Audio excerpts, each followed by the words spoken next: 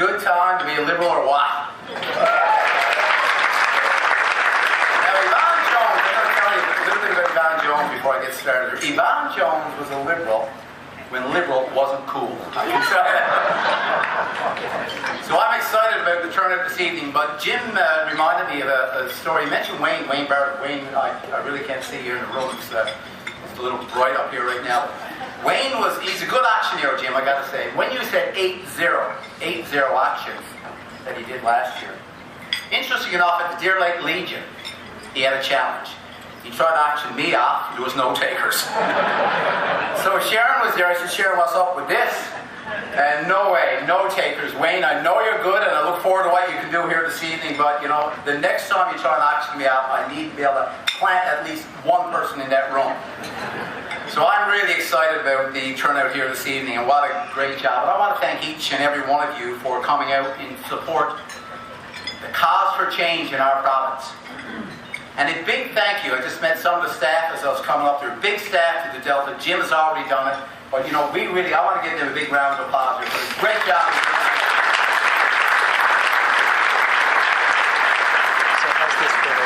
I also want to recognize John Allen, our incoming party president. John, where are you to? John?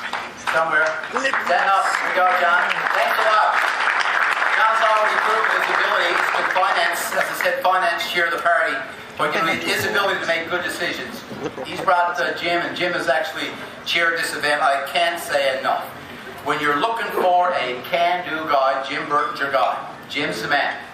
And I want to tell you, he's done a wonderful job with this committee in hosting this event. So we dropped by here yesterday.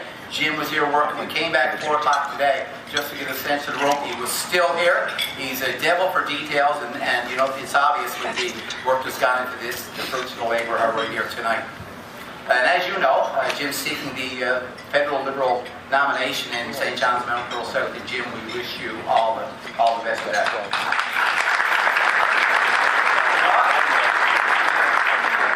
You know, I see events like this really as an important opportunity for me to engage with people and to listen to hear about your ideas. I met many of you tonight in the hallway, some of you in the corner.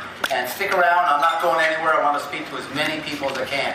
So it's important that we engage, listen to your ideas. And actually, wherever I go, I encourage people just to tell me, be frank, tell me what you think, about where you see this province heading, and the things that you'd like to see done differently. So under my leadership, our Liberal team will be guided by one simple, profoundly held belief. People matter. You matter. What you care about matters. How you feel matters. What inspires you, what disappoints you matters. What you believe matters. And your vision for your own communities, it matters. I love listening to people. And in this day and age, if you can't listen, you can't lead. If you can't listen, you cannot lead. So I've often said that it's the people of the province, people that we're talking to on a daily basis, who are directing the policies of the future. They're writing our party platform. And of course, talking with people gives them a better opportunity to get to know me a little better. I want people to know me. So to help with that, we just recently did an interview for some of the YouTube videos. Some of them have been playing here on the screen tonight. So it's important. So we've been calling them Dwight Ball Up Close and Personal. So now I hear that Frank Coleman, he's been doing something too. He's going to do something like this, but not sure what they're going to be called, but someone said to me that they're going to be called, it's going to be My Way on the Highway. So, but seriously, people, really, seriously, I think people should know their leaders, and I firmly believe that we have an obligation to be open and to be honest with them. So in the government that I lead, openness and accountability will not be mere words to just appease the electorate. They will form the foundation of a Liberal government based on the firmly held belief that you have a right to know. And when you're a leader in public life, especially a premier, I believe people have the right to know you personally. They expect us to be personally open and accountable. And I can tell you this much. I fear, no question, And oh, by the way, we have a new website. It's nlliberals.ca. Take a look at it. We think it's pretty good. And for this YouTube bit that you've seen a little bit about here tonight, one of the questions on that was the people's perception of me. Now, you've all heard it. I've heard it. Dwight Ball is a nice guy. What? Dwight Ball is a nice guy. What? Well, quite frankly, I don't mind that. The first thing I say is, what's wrong with that nice guy's premier? That's the first thing. And then I see this, but that's the opportunity. A chance for me to explain a little bit more about who I am, what I stand for, the kind of vision that I have for our province. And I hope that I'll get a chance to share a little bit more about with you this evening. As most of you know, Yvonne mentioned this, I was born and raised in Deer Lake and built my business there. Now, I love St. John's, our capital city. I love the big city. We've been able to do a lot of business there, but Deer Lake is still my home. Now, let me ask you, how many people here are from rural Newfoundland and Labrador? Put your hands up. How many people here are from rural Newfoundland and Labrador? How many people here still have close connections? Put your hand up. A lot of people. A lot of people. So many of us, we have roots to small communities, to rural Newfoundland and Labrador. These roots are in our blood. It's about who we are. It's in our hearts.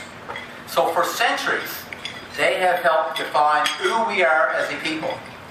They form an essential part of our heritage, and it helps make us distinct in this world. Everybody have heard the story. You can go anywhere you want. There's a Newfoundlander and a Labradorian, and everybody loves us. It's what makes us distinct. So I hope you all agree, and we will never give up on our heritage. We must never give up on rural Newfoundland and Labrador. But I have two special words. Virginia Waters. Another great victory. Another great victory for the Liberal Party. It was our third by-election win in less than a year. Kathy Bennett, where are you? I know you've been on your feet twice.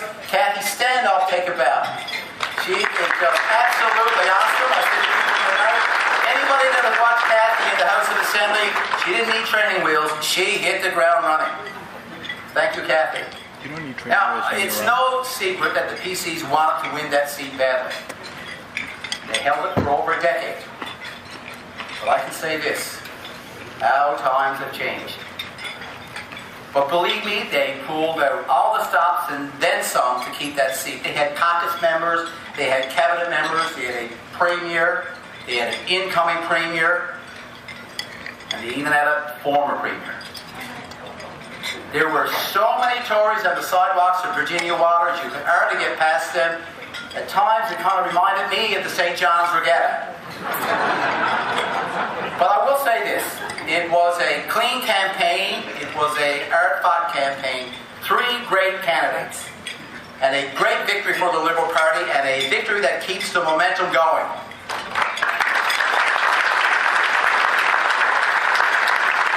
Now, while that victory was huge, there's much more work to be done. And when I look around this room tonight, I know this much. We will be ready for the challenge. We will be ready for the challenge. And of course, we're facing a new Tory leader, Frank Coleman, and just like that, he's our premier in waiting. But then again, no one else wanted the job. Not one single member of cabinet, not one single member of caucus. No one willing to put their hand up and say, I want to lead. Instead, they all said, we want to be led.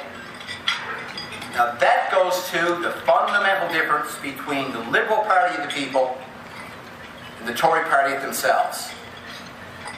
35,000 Newfoundlanders and Labradorians had a say in choosing a Liberal leader. Thank you very much. I'll ask you a question. How many had a say in choosing a Tory leader? Not one. Not a one. And I know what kind of people I want on my team. I want a team of leaders. I want a team that can take the collective responsibility for decisions that we make on behalf of the people that we serve. A team that people can look to and say, they've got our backs. You can say, we've got your backs. That's the kind of team that we're putting together. A caucus of leaders that was mentioned here tonight by Jim. A caucus of leaders as well. Right after the leadership race, right after the race concluded, I got a call from Paul Antle. Paul said, "Congratulations on your victory," he said. "Now, how can I help you become premier?" That's the type of leadership we're looking for. That's the type of leadership that you're looking for. Paul promptly took over as co-chair of the nomination committee. And look at the quality of people that's seeking Liberal nominations. Paul and his committee are doing an amazing job. Were you too, Paul? Stand up. Thank you, Paul, for your huge support and a great friend. Thank you very much. Now, as for Frank Coleman, he says he likes what the Tories has done and he wants to keep doing it. Whatever they've done, he wants to do more of it. He said, and I quote, "I think that I have an approach to managing my own affairs and my business that could be helpful in the province." That's what he said. Now, I guess to be fair, probably one thing we can say with certainty. Whatever Mr. Coleman decides to do, it will be well paid with good intentions. But it's clear, he wants to stand on a Tory record, and he said, and I quote, "We're rocking. We're rocking." Now, I don't know, maybe at the time it was crushed rock, don't know, but seriously, he wants to stand on the Tory record of the last few years. Well, fair enough. But when you look at the record, when you really look at the record, you will find the Tories have had one great skill. They were masters of illusion. Masters of creating the illusion of success. Because the real story shows a story, if not tragic, legacy of lost opportunities. And every person, every man, woman, and child is paying the price of those lost opportunities. Now let me take you back a few years. November 3rd, 2008, we officially became a half province. Remember how we all felt about that. No matter what political stripe, we felt that with great pride. Finally things were going to change. Finally things were going to get better.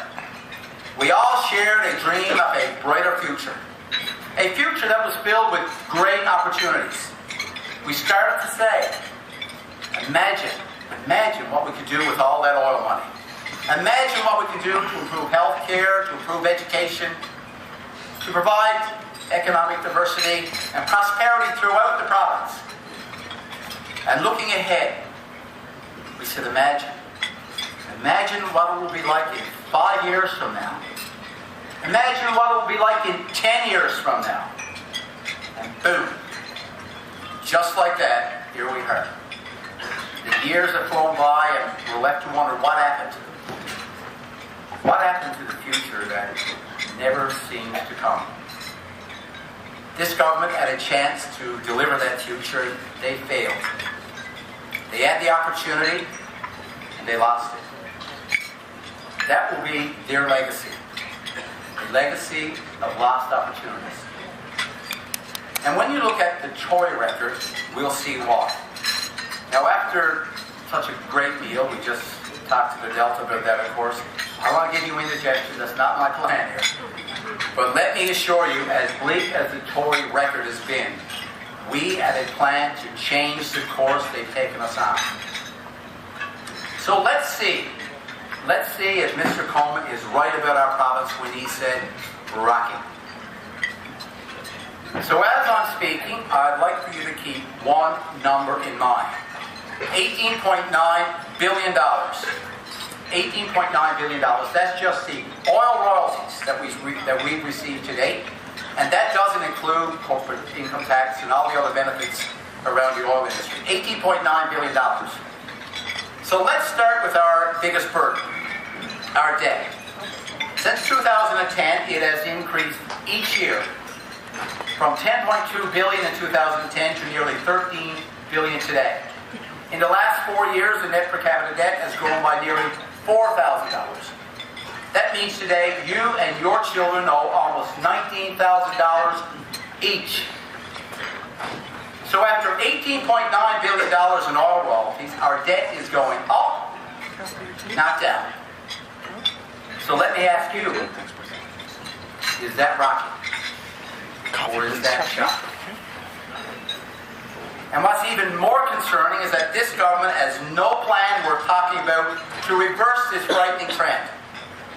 So let's talk about healthcare. Let's go back 10 years and look at some key health indicators of where we stood in comparison to the rest of the country. What was the rate of heart disease? It was the highest in Canada. The rate of obesity was the highest in Canada. The rate of diabetes, the highest in Canada. Cancer, the highest. The value for each healthcare dollar spent, the lowest in the country. 10 years, $18.9 billion in oil royalties later, these are the numbers. So where are they now?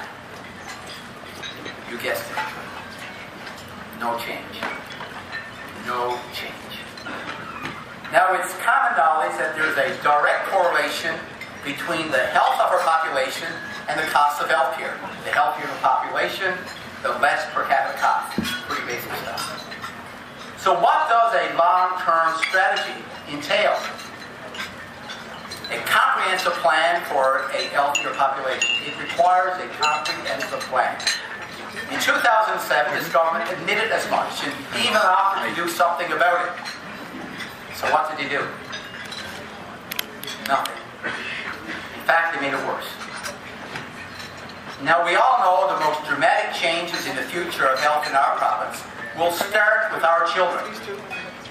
Yet, under this government, high school kids are no longer required to attend gym classes. Why? So they can save a few bucks to cutting gym fees. This was an issue as I met with some teachers on the West Coast on Friday. This very issue came up. So I ask you, is that rocking? Or is that shocking? So let's look at our economy, particularly small business. Many people in this room are small business owners. Small business, as a factor of our GDP, has declined by an average of 2% in the last 5 years. It currently sits at 20%, the lowest in the country.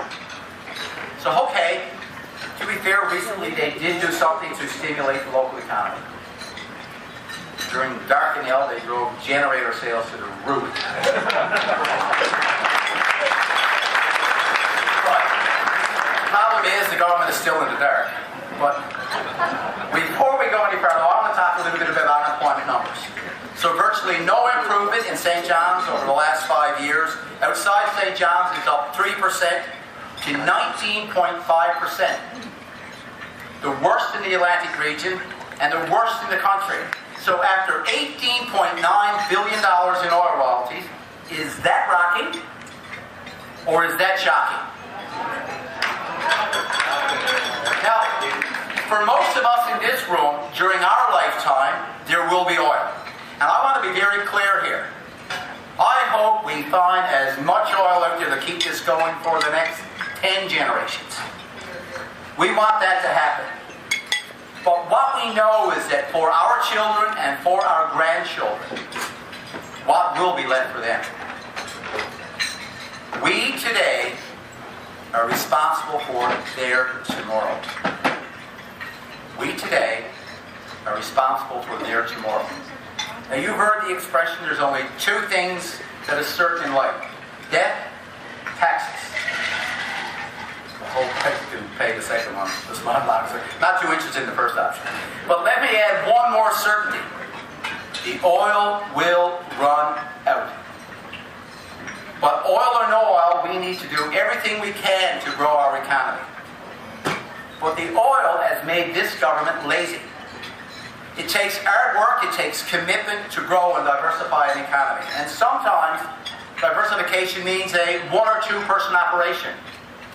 So if you think, oh, that's small potatoes compared to oil, well, this is what happens. You end up with the lowest small business growth in the country. Now, my friends, make no mistake. We are in a race against time to diversify and grow our economy to protect us against this inevitable oil loss. So just cashing in the easy oil checks is not the way. Do nothing creative to grow the economy is not the way.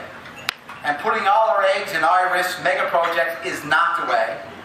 And losing our most precious resource, our youth, is not the way. 4,600 of our youth between the ages of 15 and 24 lost to other provinces in the last 5 years. So after $18.9 billion in oil royalties, we're last in the country in small business growth, and our youth are leading. Now, so let's look ahead, and the numbers are not good. Now, I'm going to tell you that I'm going to go through just a short list here. This is not the Leader of the Opposition numbers. This is not our research. This comes right from this year's budget document. The government's own documents admit there is no growth in population in 2013. The report economic activity after 2015 will be weak. These are their words. And beyond 2015, the provincial economy is expected to contract. By 2017, this government predicts our population will decrease by 2,600 people. Our labor force will shrink by 11,300 people. These are their words. Yearly housing starts will be down by 970. Our yearly capital investment will decrease by $4.8 billion. And the consumer price index, what we pay for things, will increase by 10 points. These are their words. And that's not the old picture. And unfortunately, the rest is not much better. But for me to give you the whole story, the Delta's going to have to organize a sleepover. We didn't ask for that. So after 11 years of Tory government and $18.9 billion in oil royalties in far too many critically important sectors, we're the worst, we're the last, and we're the lowest. Frank Coleman wants to keep it going. And he wants to keep it going with the same crowd who are responsible for this legacy of lost opportunities. I think we can all agree. That's shocking. And you know what I want to say to people who want more of the same? I say no. No more. And the Liberal Party of Newfoundland and Labrador, they're saying no. And no more. And the folks in Virginia Waters and the folks in Carbonear Arbor Grace, they said no. No more. But the big question is can we change this? Yes, we can. And yes, we will. You've heard the indicators.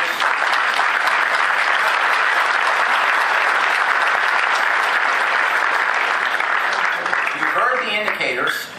We're the worst, the last, the lowest. Now, I believe, and my party believes, our team of leaders believes, that we can be the best, we can be the first, and we can be the highest.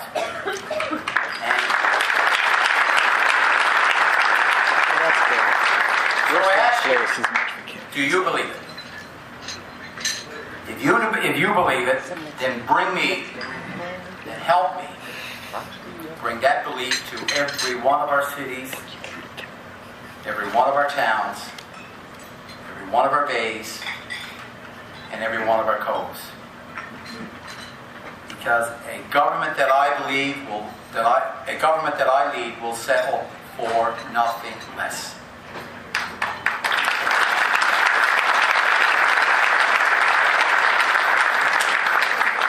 I cannot tell you how many people I've talked to as we travel this province.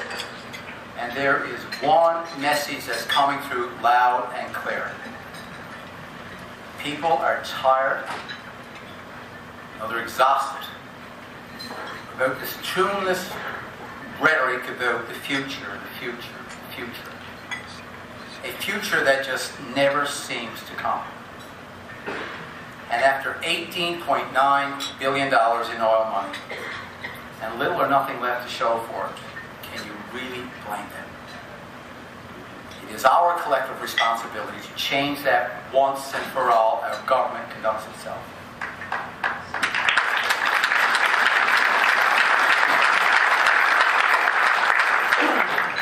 And it starts by putting an end from lurching from year to year, budget to budget, plagued by short-term bad decisions and no plan for the long term. And I say with the certainty of sunrise, if we don't develop plans today to change tomorrow, the future will never come.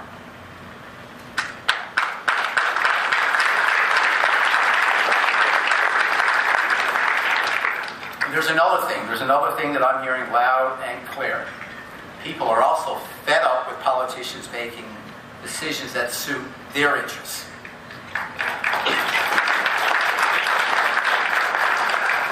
Decisions that suit their interests and not the interests of the people who elected them to serve them. And to that we also say, no more. We need to think of the future as now. Put in motion an aggressive plan so 10 years from now, no one will be making this speech about another legacy of lost opportunity. No one will be asking what happened to the promise of a better future. The Liberal Party of Newfoundland and Labrador has a plan, and on my word, so help me, we will stick to it.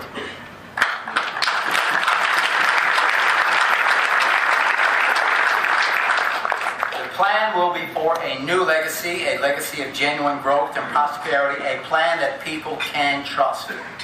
A plan will fall under the overarching strategy that we call building a smarter economy. Our plan the smarter economy, in essence, will identify what's possible and find the smartest way to do it. And the possibilities are enormous. And under our plan for building a smarter economy, debt management and reduction will be a priority.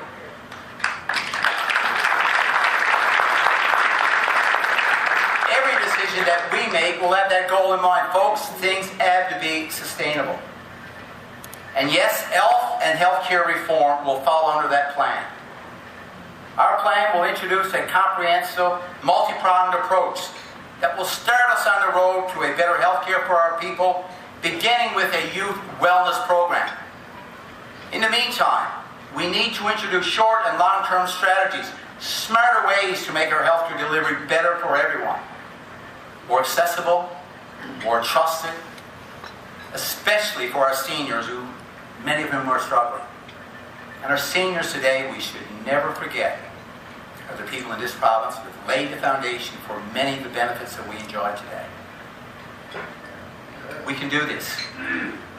Last summer, we hosted a round table on healthcare, and we brought together healthcare professionals from all over the province. We had over 30 different groups. They said it was the first time since the mid-90s that they brought together for such a consultation. To a person, they all said that we can do much better. Get this. Now, one of them said we needed more money. The money is already in the system. What we have to do is to be smarter in spending it. With the right plan, I have no doubt that we can create centres of excellence in healthcare delivery throughout the province. We have such a plan, and you're going to like it.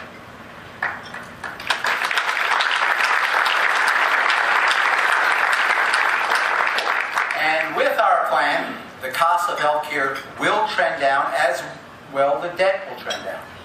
And we will lead a province-wide conversation on the host of other issues that affect people. Issues that affect you, like job creation strategies in rural communities that include investments in youth employment to keep our young people home. Now, our province, this government, has taken the people of Labrador for granted. And this too has to stop.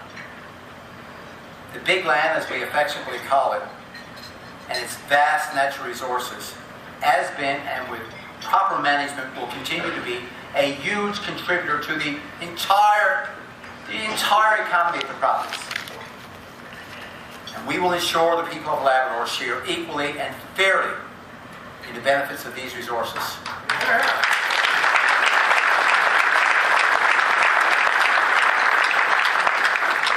We will build strong relationships with our Aboriginal partners in development there. Now, I want to talk to you a little bit about education. Now, surveys have shown that many people in our province believe the quality of education is declining. We need to change that. And it starts with treating education not as a cost to cut, but as an investment in the future of our children. We need a sensible plan for improving our infrastructure. Our bridges and our roads, they're becoming a threat to safety. Government's energy plan is badly outdated. It's time for a new energy plan that looks at all energy resources, including offshore natural gas, wind power, small hydro, and all the other alternatives. We need a sound, sensible, creative energy conservation initiatives. And we all know if we had those programs in place during this winter, Dardanelle would never have happened.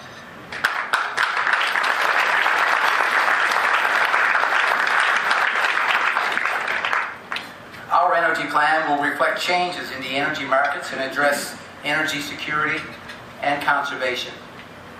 That will include allowing individuals to control their own energy destinies and a smart meter project so energy can become a two-way system. All of this is part of building a smarter economy for the next generation. We need to develop the forestry industry, including support for pellet and sawmill operations, to take advantage of the strong local markets to help sustain our rural economies. A healthy rural economy is good for the Avalon as well. It's good for the entire province. So let's look at the job market. Our workforce is rapidly retiring. By 2020, we'll need to fill 70,000 jobs. This means two things. First, an aggressive homegrown training strategy for our youth and for those who are willing to be trained for those available jobs. Newfoundlanders and Labradorians first. Second, an equally aggressive immigration strategy. Not one that cuts the immigration budget in half like this government has done. We need to be bold, we need to be creative, and have a plan that includes access to growth capital to foster startups and expand existing businesses.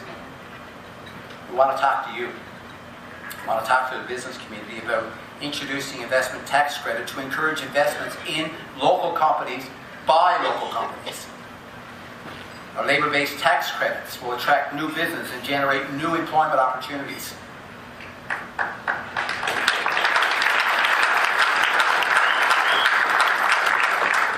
We have to be relentless in building and attracting the labor pool critical for this growth. Building a smarter economy means creating a pathway to success. That requires a plan which includes our youth, who often feel too shut out. You've heard it. Our youth, they just feel that they're not engaged. We need to change that, and we will. And to start with, we will introduce a strategy to encourage our youth in entrepreneurship. Help them create the smart economy of tomorrow. An economy that will give new hope and opportunities to all our communities.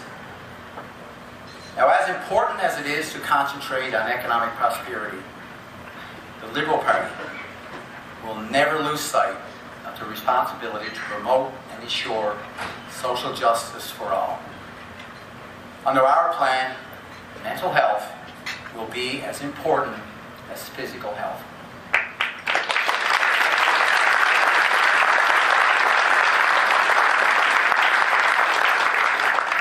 And matters of great social significance, like the benefits of the intervention in family violence, mean far more to us than making a $500,000 budget cut. We will carve out a bold new approach. We will face challenges. The challenges are nothing new for Newfoundlanders and Labradorians. We've been facing them for over 500 years. But we've always fared better when we face those challenges together. When we face them as a community, we need to do that now more than ever before. I'm tired of hearing about the things that we can't do I want to talk about things that we can do. My friends and my colleagues, this is an age where where anything is possible. And yes, I have big dreams for our province, and I believe in my province, I believe in our people. And it saddens me to see that so many of them are discouraged. Together we can change that. Together we can give our people a reason to believe again. A reason to believe that we can still achieve that collective dream of our great province. A dream of health and prosperity for all who want it. A reason to believe in the elusive future that we've heard so much about. And most importantly at all, a dream that we all share, that home will always be home. And with your help and your continued support, together we can dream that dream once more. Ladies and gentlemen, thank you so much for your attention. Thank you so much.